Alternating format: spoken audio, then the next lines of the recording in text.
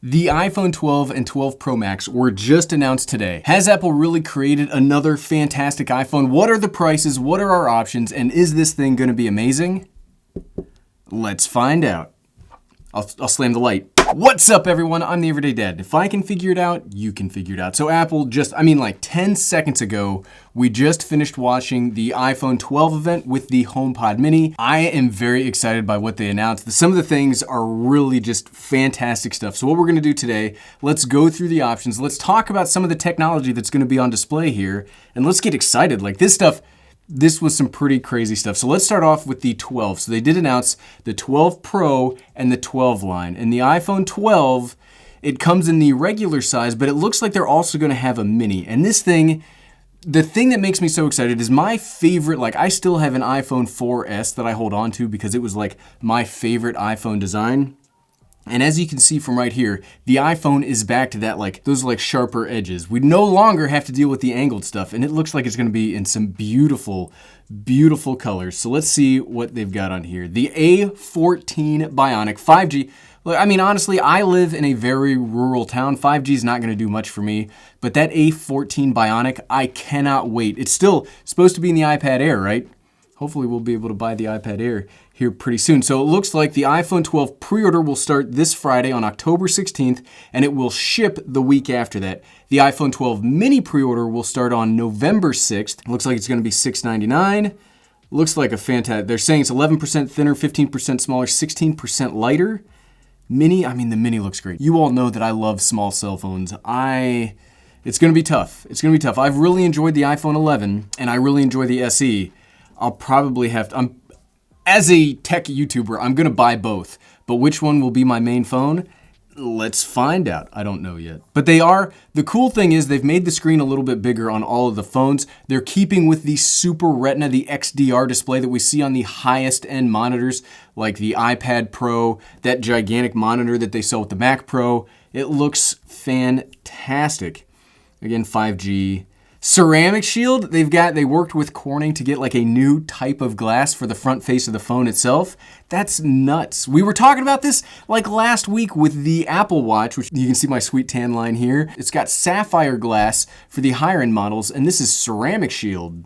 Sounds like something my Paladin on World of Warcraft has, but it says it has 4 times better drop performance, which should be very exciting to see. Aerospace aluminum, those edges, man, I'm telling you, this thing looks beautiful. I don't want to talk about 5G because again, 5G is not going to do much for me, but the A14 Bionic, it's a 6-core CPU in a cell phone. In that mini cell phone, it's got a 6-core CPU that's as powerful, if not more powerful, than last generation laptop processors. Like, that's going to be insane, and that buys us some really cool capabilities that we'll talk about here in a second. We already talked about the display. The dual cameras, so much like the iPhone 11, they'll keep up with the iPhone 12. Well, they'll have the wide and the ultra wide angle lenses. So they did add some really cool stuff to that wide angle lens. It's now f1.6. Now what that means is that's the aperture. That's the amount of light that is let into the lens. The lower that number is, the more light that's let into the sensor on the camera. So like right now, we're on an f1.8 lens on a full frame, which don't worry too much about like equivalencies or stuff like that. But just 1.6 means there will be a lot more light, and this should do way better in low light situations. What I am curious about though is the more light you let in, the shallower the depth of field gets. So like the bigger the difference between what's in focus and what's out of focus. On smartphones, it's generally not that big of a problem because they have slower lenses, but this is gonna be a fast lens. I'm curious how they're gonna be able to hold up with the autofocusing on that. All sorts of new portrait modes. The power, you can see we're gonna be able to do a whole bunch of new like HDR photo editing inside of the photo app, which will be crazy. That's gonna be amazing. I'm so excited because they are gonna have the 4K HDR. They're gonna have 4K HDR video processing that we're gonna be able to do in the phone. And I bet with the power of that A14, we're gonna have no problems editing that in that. We're gonna do a video. We're already gonna do a can you use the iPhone 12 as your only video editing computer video. I said video like 5 times there, but we're definitely gonna be doing one of that because Dolby Vision looks great. Night mode in the selfie mode too, but here's what I'm most excited about. I love accessories. Obviously, we make a whole bunch of accessory videos. MagSafe is coming to the iPhone. So there's gonna be a magnet system into the back of the iPhone that will work with a whole bunch of accessories, and it's gonna be so great. I mean, yeah, sure, things like wallet, I don't know that I would ever use that, but just like wireless charging, I don't like doing wireless charging because my phone has fallen off of wireless chargers before in the night. I wake up, no battery power. Kind of sucks, right? And when that happens to you a couple of times, you lose faith in that technology. But this MagSafe makes it basically that will not happen because the charger will hook onto the magnet, and that's, oh, so good. I'm so excited. I can't wait to buy a whole bunch of these accessories because it looks great. Looks great. And you can see Apple's going to have a whole bunch of first-party accessories for this MagSafe. They said Belkin is going to make a whole bunch of accessories too. I guarantee all sorts of brands are going to get on top of this. Looks like it's going to be some fantastic stuff. We are going to have iOS 14 with all the widgets and stuff like that. And one of the big things, much like with the Apple Watch Series 6, they are working on reducing their carbon footprint. And I think this is a good thing. I know there's a lot of very cynical, angry people on the internet saying, well, you're not going to give me a charger, so you're just doing this to save money. I guarantee they had to spend a lot of money to make all the new packaging, to retool everything, to make everything work in this kind of new carbon neutral environment. So I don't know how much money they're actually saving, but they are saving a lot of extra electronic waste, and I like that. And look how small this iPhone box is. This iPhone box looks tiny. They're going to try to save 450,000, equivalent of 450,000 fewer cars on the road this year. That's awesome. We're going to be able to get all sorts of new augmented reality stuff. They're going to have LiDAR in the back, 5G. Maybe we'll have to go to a big city to try out 5G because we're not going to have it in my little town here. So that's the iPhone 12. I will definitely be pre-ordering one of those next week. So let's move over to the iPhone 12 Pro because it did look gorgeous. There was some very gorgeous stuff on that. Now it will have the exact same processor as on the iPhone 12. Power-wise, it's the same device. They didn't mention too much about battery life either. Generally, that's one of the ways that Pro has the advantages. It has better battery life than the standard phones. So we'll have to see. It says it's got less bezel, more screen, and these phones did look like they had crazy sharp and very small bezel displays. It almost looks like one of the thing that I tweeted about was, it looks like they took an iPad, lowered the bezels, I added the notch, and turned it into a phone. And we all know how much I love the iPad, so I'm 100% on board with that. It also has the ceramic shield. They say it's surgical grade stainless steel, which is kind of cool. Blows other phones out of the water, get it? Blows them out of the water because it's going to be resistant to stuff. Sounds funny. Looks like it's going to come in 4 colors, Pacific Blue, Gold, Silver, and Graphite. Looks beautiful. It will also have 5G. A14, that's the name of the game for these phones and what makes them exciting because this is the first 5nm chip that they're putting in phones. And for comparison, like when they say like 5nm or when they talk about nanometer of their processors, it just means like how small the actual components are. So the smaller the components, the more you can fit in there, the more transistors you can fit on the chip. For example, Intel's currently struggling with 7nm technology, which is what all the current Apple Silicon is. So 5nm technology, that's crazy. And I really hope, this is what I'm hoping, is that we can start seeing some 5nm Apple MacBooks coming out. I would love to see that. This isn't a video about Apple Silicon MacBooks, but I would love to see that. 70% faster machine learning. LiDAR, again, you only really ever use LiDAR once. I'm really hoping that we see more functionality for the LiDAR cameras, but who uses them? So for this, we still have that wide angle with the f1.6 aperture.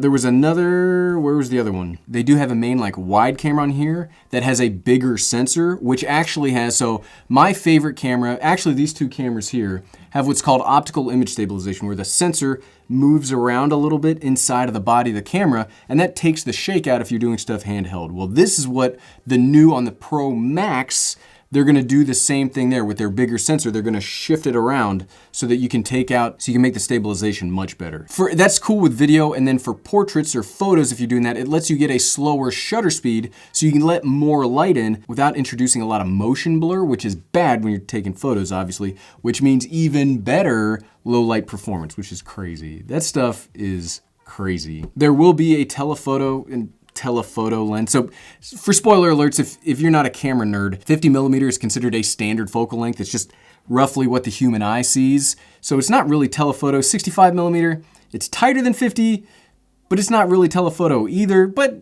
we'll just, as opposed, when it comes to phones, okay, it's kind of telephoto, right? Another cool thing that they're doing with this new camera is they came out with a whole new like format for pictures called Apple ProRAW. So what this is, when you take a raw photograph, the camera is not doing any processing to it. And Sure, it's cool that phones can do that, but one of the phone's unique advantage is it has this such powerful CPU and GPU inside of it. It's kind of a shame to take raw photos on a phone and throw away all of that capability. So what ProRAW kind of does is it merges the two together. It gives you some computational capabilities, but also giving you all of the information of the file. It's that stuff, I can't wait to get my hands on it because that looks really exciting.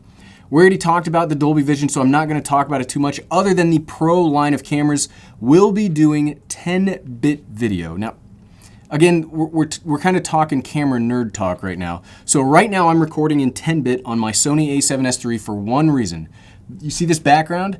Hopefully, even after YouTube's mauled it with their compression, you won't see what's called banding, and that's little like lines, like little circles pushing out from the light source, because there's only so many colors that an 8-bit file or a regular camera can see. But with 10-bit, your camera can see more colors and process more colors, so it gives you smooth gradations in like the sky or lit solid color backgrounds like this. So now that the iPhone is going to be able to do 10-bit video, we should have so much more like capability and color space that we can maneuver and make look even better on the phone. This is high level camera stuff that phones should always have been able to do, but now that they're really getting into it, cameras are in a tough spot right here. The Pro and the Pro Max will have up to a 1200 nit peak brightness for HDR content. That's insane. 2 million to 1 contrast ratio. Real life is going to start looking washed out and boring. I'm only going to look at my phone. I'm just going to glue the phone to my face from now on. Instant traction, we already talked about MagSafe. We already talked about charging via MagSafe. Yeah, so those are really the big things. The iPhone 12 has the A14 and looks more like the phone that we all have wanted for so long.